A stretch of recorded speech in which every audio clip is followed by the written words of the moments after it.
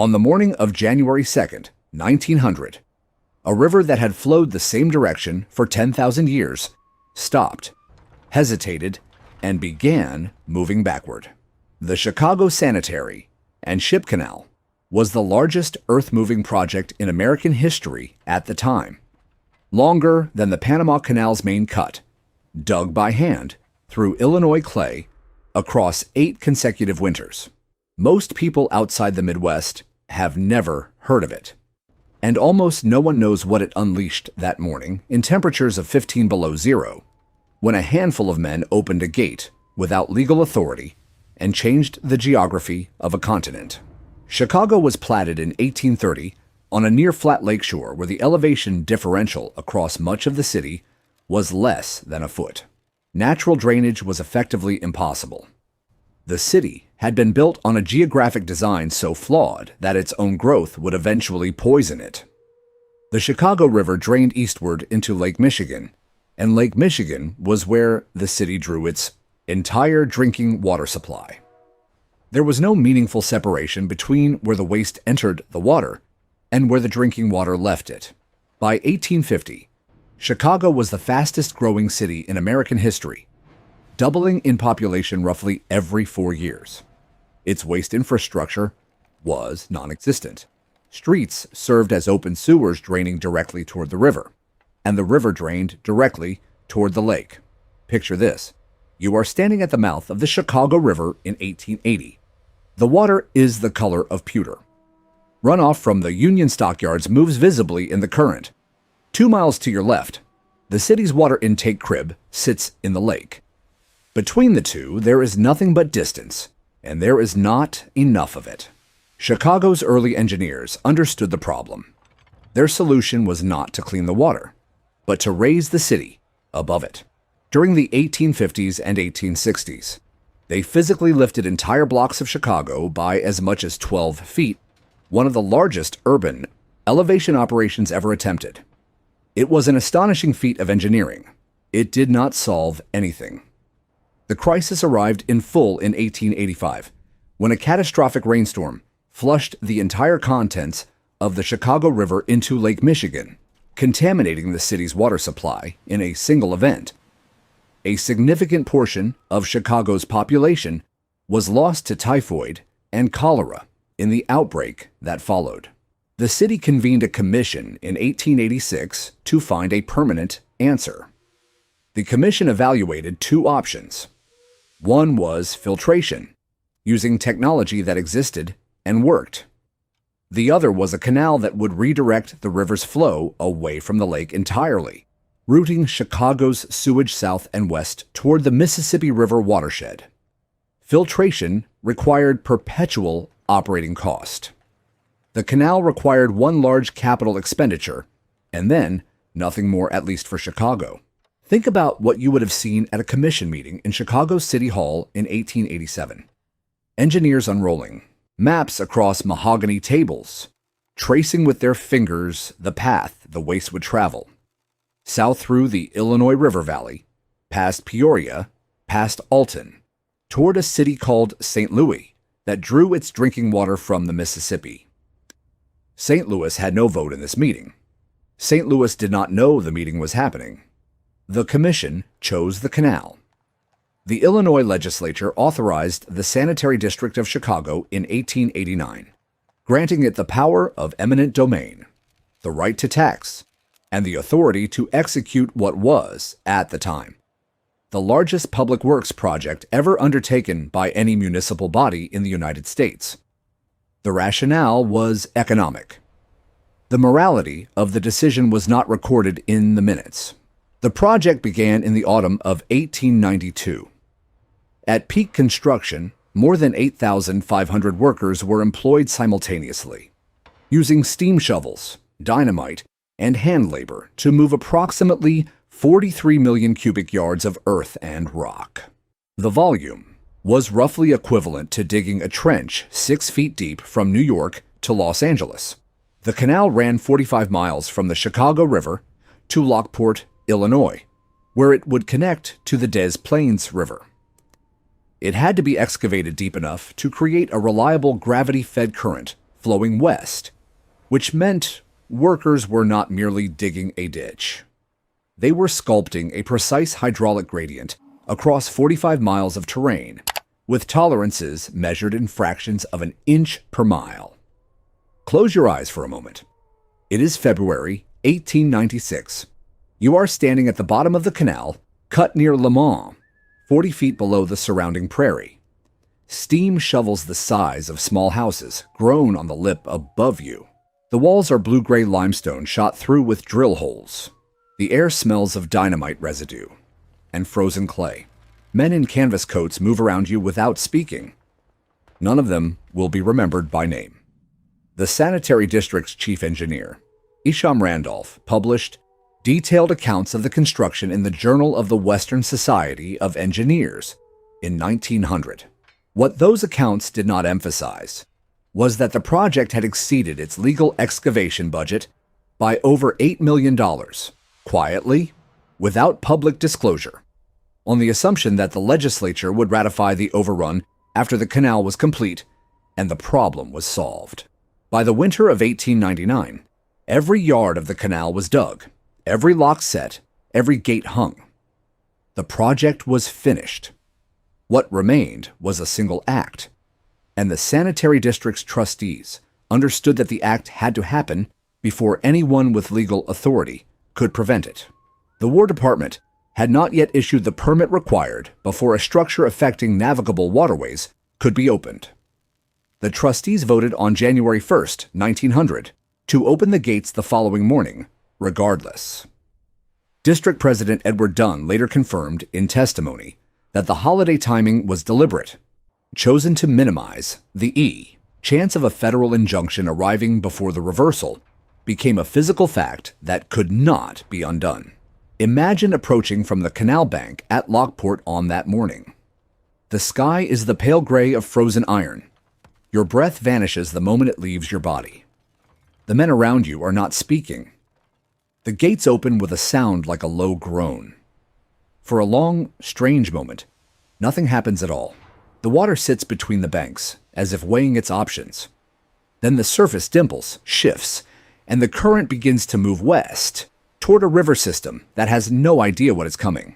Engineers on site recorded that the water remained visibly motionless for approximately 2 minutes after the gates opened. Then the surface tension broke.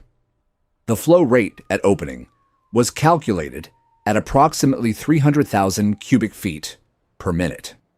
Within 24 hours, the reversal was permanent and self-sustaining. For the first time in 10,000 years, the Chicago River was draining away from Lake Michigan. Within days, the water reached the Des Plaines River. Within weeks, it passed Peoria. In St. Louis, where the city drew its drinking water from the Mississippi, officials began to understand precisely what Chicago had sent them. Missouri filed suit against Illinois and the sanitary district at the United States Supreme Court in 1900, invoking the court's original jurisdiction over disputes between states. It was the first major interstate pollution lawsuit in American history. Missouri's argument was precise. Chicago was discharging approximately 1,500 tons of sewage solids per day into the Illinois River watershed, entering the Mississippi approximately 175 miles upstream of St. Louis's water intake. The facts were not in dispute. The court heard arguments over several years and issued its ruling in 1906. Missouri lost, not because the pollution was absent, but because Missouri's attorneys could not prove with sufficient scientific certainty that Chicago's specific sewage was the proximate cause of elevated typhoid mortality in St. Louis, as opposed to other contributing factors. The burden of proof fell on the victim. Chicago had argued in its own commissioned scientific survey that large volumes of diluted sewage had actually improved biological conditions in the Illinois River. The court found the evidence inconclusive. The ruling established a legal doctrine that downstream states bore the burden of proving causation in pollution cases, a principle that would shape American environmental law for the next 60 years, consistently favoring industrial discharge over downstream protection. The case that should have made one city responsible for what it sent to its neighbors established instead that it could not be held responsible as long as the science was complicated enough. Before 1900, the Great Lakes watershed and the Mississippi River watershed had been biologically isolated for approximately 10,000 years since the retreat of the Laurentide ice sheet. The fish, invertebrates, and plant species of each system had evolved in complete separation. The Chicago Sanitary and Ship Canal, by connecting Lake Michigan to the Illinois River for the first time in geological history, created a continuous biological corridor between two worlds that nature had never intended to touch. Step inside the canal on a summer morning in 1910, 10 years after the reversal. The water is cleaner than it was before. Chicago's gamble on dilution has worked, at least for Chicago. But in the shallows near Le Mans, something is different. A species of carp that does not appear in any pre-1900 survey of the Illinois River moves slowly along the bottom, feeding. It has crossed the continental divide in the opposite direction from the sewage. No one has noticed yet. Within decades of the canal's opening, researchers began documenting species movement across the former divide. Carp alewives and various invertebrates moved from the Mississippi Basin into the Great Lakes. Lake fish appeared in Illinois River tributaries where they had never been recorded. The ecological exchange that Chicago's engineers had not considered was already underway. It would take another century for its full consequences to become undeniable. The Asian carp had entered the Mississippi Basin from fish farms in the 1970s. By the late 1990s, they were moving north through the Illinois River and approaching the biological corridor that had been open since 1900. The Army Corps of Engineers installed electric dispersal barriers in the Chicago Sanitary and Ship Canal, beginning in 2002. The only permanent barriers of their kind operating anywhere in the world. They work by emitting a pulsed electric field across the canal's full width, creating a zone that fish cannot cross without pain. Walk the canal bank near Romeauville, Illinois today. The water looks ordinary, gray-green, unremarkable, but beneath the surface, running bank to bank, an electric field pulses at 1.8 volts per centimeter every second of every day, year-round, because somewhere downstream, a fish is waiting. The barrier was built by one of the most powerful engineering organizations in human history. Its entire existence is a monument to a problem that did not have to be created. Despite the barriers, environmental DNA from Asian carp species has been detected multiple times on the Lake Michigan side of the barrier zone since 2009. During a brief power outage in 2008, the Corps issued a formal emergency notification to Great Lakes state fisheries agencies, the only such notification ever issued under that protocol. The Army Corps has estimated that a successful Asian carp establishment in the Great Lakes could eliminate up to 30% of the commercial and sport fish biomass in the lakes, with annual economic losses potentially exceeding $7 billion. The solution proposed in the Army Corps' Great Lakes and Mississippi River Interbasin Study, finalized in 2014, is permanent hydrological separation, physically severing the biological connection between the two watersheds at every point where they now intersect. The estimated cost is between $15 and $18 billion. The estimated construction timeline is 25 years. It has not advanced past committee in Congress.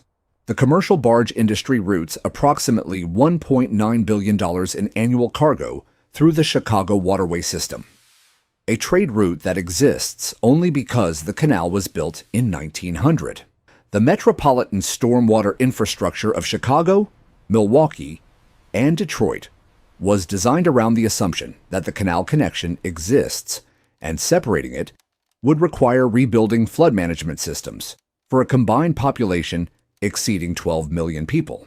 The decision made on a January morning in 1900 is now so embedded in the physical structure of an entire region that undoing It may cost more than the original problem it solved.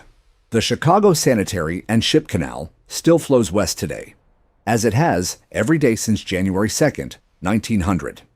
The electric barriers in its channel are operating as of this writing, funded by the federal government, as a direct and unbroken consequence of what was decided that morning. The engineers who opened those gates were not reckless men. They were practical men, solving a real crisis with the tools and the knowledge they had, and they succeeded completely. Chicago's epidemic ended. The city survived to become what it became. What they could not see, standing in the frozen dark at Lockport, was that they were also opening something that could never quite be closed again. Some decisions are too large to be undone. They become geography.